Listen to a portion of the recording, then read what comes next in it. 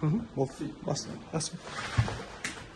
Саламатсыздар ма, құрметті Шу ауданы тұрғындары, қоғамдық тыңдаудың төрағасы ретінде өзімді ұсынамын. Аудан әкімінің орынбасары Сұлтанбаев Майман Кенжеханұлы. Қарсылықтарыңыз жоқ па? Ешкімге қарсылық болмаса, бір дауыс көтерейік. Қарсы қалыс жоқ. Рахмет. Онда Қазақ аймақ жүйесінің қоғамдық тыңдауда ұсынылған регламенті күн тәртібінде Қазақ аймақ Акционерлік қоғамы жамбыл өндірістік филиалы объектілеріне 26-35 жылдарға арналған 2 санатты экологиялық рұқсат алуға қатысты құжаттама түзету бойынша ашық жиналыс нысанындағы қоғамдық тыңдауларды өткізу, тыңдаудың қатысушыларын тіркеу, қоғамдық тыңдау төрағасы мен хатшысын сайлау, күн тәртібін бекіту, жоба бойынша баяндама, қатысушылардың пікірі айту мен баяндаушылардың сұрақтарына жауап беру, қорытынды сөз бен шешім қабылдау.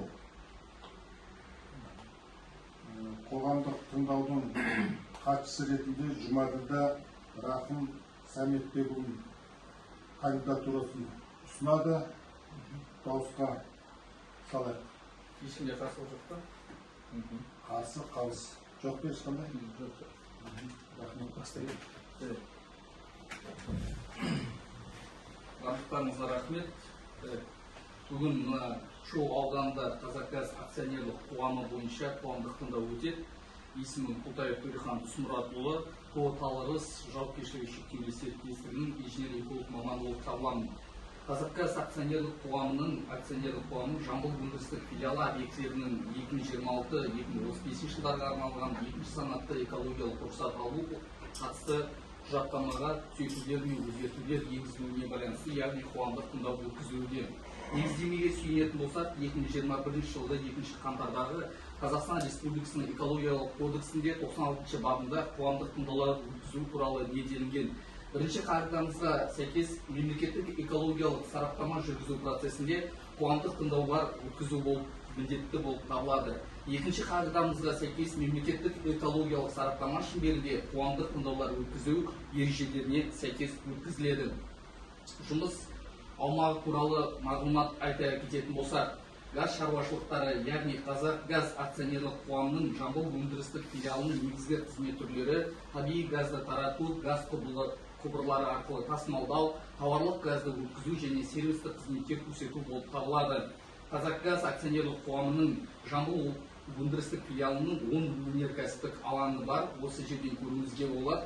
Бірінші Тараз, екінші Рысқұл, үшінші Жамбыл, төртінші Мерке, бесінші Талас, алтыншы Қордай, жетінші Жуалы, сегізінші Байзақ, тоғызыншы Шу, 10-шы Сарысу аудандарында қарастырылған екен.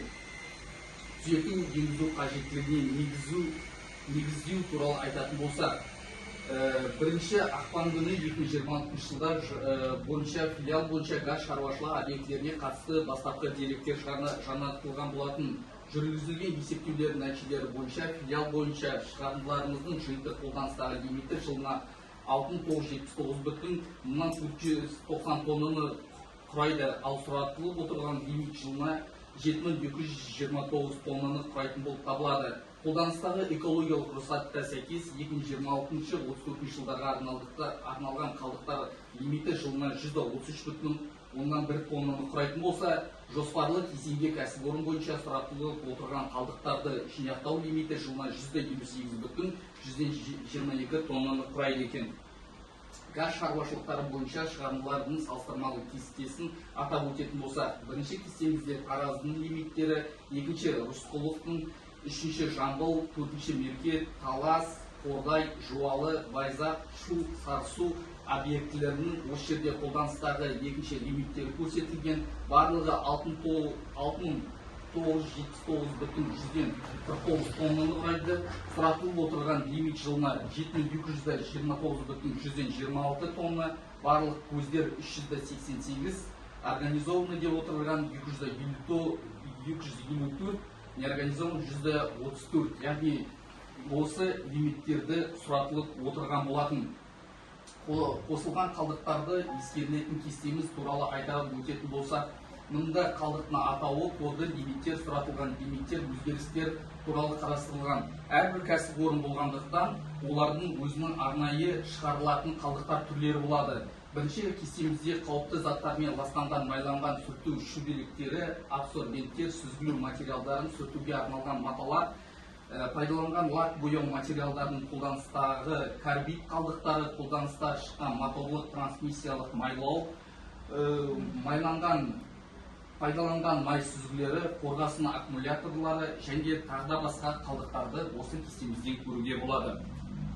Қоршаған ортаға кері әсерді азайту туралы шаралар туралы айтатын болсақ, газдың ағуын алдын алу, қосылыстардың герметикалануын қамтамасыз ету, авариялық жағдайларды азайту, уақытылы техникалық қызмет көрсету, тозған жер учаскелерін ауыстыру, жөндеу кезінде газды шығару көлемі мен уақытын қысқарту, моральдық және физикалық тұрғыдан ескерген жабдықтарды кезең-кезеңмен ауыстыру болып табылады. Жаңа буындағы герметикалық арматураның кеңінен қолдану, қысым мен жабдық күйін қашықтан бақылау жүйелерін енгізу және өзге де тағы да басқа шаралар қарастырылған болып табылады. Назар аударуларыңызға рахмет. Біздің қоғамдық тыңдауымыз, яғни осы арнайы міндет болып табылады, яғни қоршаған ортаны қорғау жөніндегі іс-шаралар жоспары қарастырылады. Арнайы осындай қалдықтар барлығын біздер осы кестемізде көрсетілген болатынбыз. Осылай қоғамдық тыңдаулар өткізу, яғни халықтың алдынан өту болып табылады. Проектімізге, жобамызға қандай да бір өзгерістер енгізілгеннен кейін осы қоғамдық тыңдаулар өткізу қағидаларына сәйкес өткізілген болатын. Қандай да бір сұрақтар болатын болса, сұрақтар қоюларыңызға болады. Бар ма сұрақтарыңыз? Сұрақ бар ма табиғи ресурстар басқармасына? Жоқ, сұрақ жоқ. Biz аяқтадық. Сұрақ жоқ болса, онда барлықтарыңызға келгендеріңізге, алтын уақыттарыңызды бөліп келгендеріңізге рахметімізді, алғысымызды білдіреміз. Барлықтарыңызға рахмет.